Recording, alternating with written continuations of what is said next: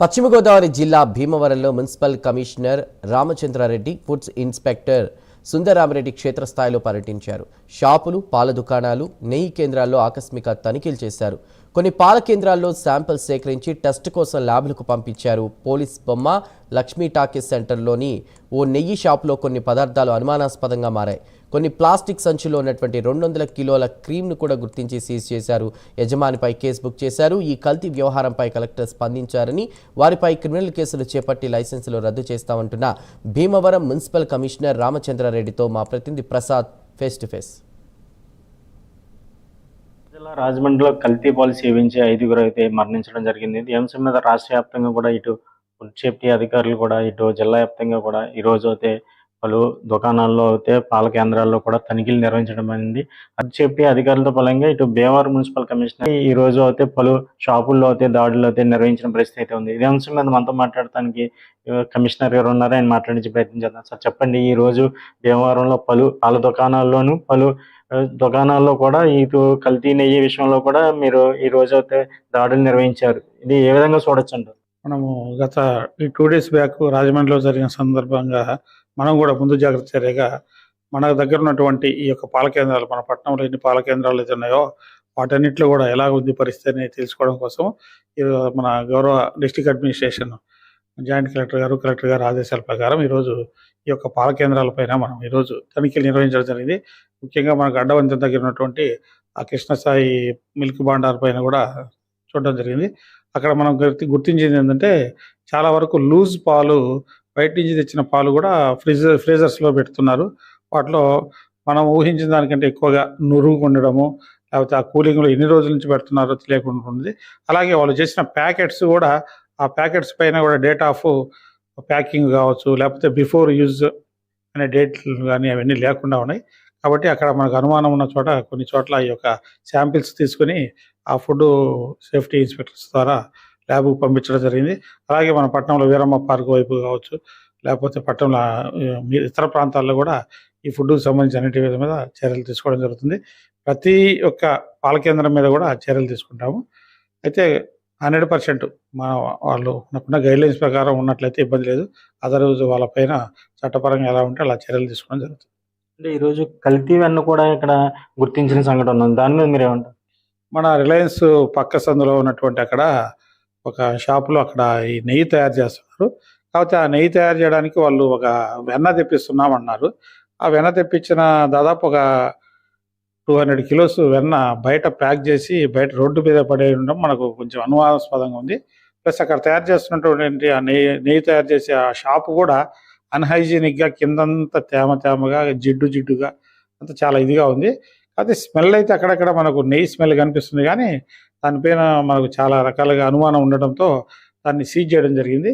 అలాగే food inspector చెప్పి దాని శాంపిల్స్ కూడా తీసుకున్నాం. అక్కడ ఏదైనా కల్తీ ఉందని తెలిస్తే మాత్రం తప్పనిసరిగా ఆ షాప్ క్లోజ్ చేయడంతో పాటు ఆయన పైన కఠినమైన చర్యలు కూడా ఉంటాయి. ఈ రోజు పలు మిల్క్ సెంటర్ల మీద కూడా దాడులు చేశారు. అలా అక్కడ ఏం గుర్తించారు? అక్కడ పరిస్థితి ఎలా ఉందంటారు? మిల్క్ సెంటర్స్లో అయితే చాలా వరకు కంపెనీ పాలు కొన్ని అమ్ముతున్నారండి. కంపెనీ పాలు అమ్మినప్పుడు వాటి మీద డేట్ ఆఫ్ ప్యాకింగ్, అలాగే ఎక్స్పైరీ డేట్ అవన్నీ ఉన్నాయి. వాటి వరకు మనము బాగానే చూసాం. వాటిపైన మనం పెద్ద తగిన చర్యలు తీసుకునే ఏం లేవనుకుంటాను.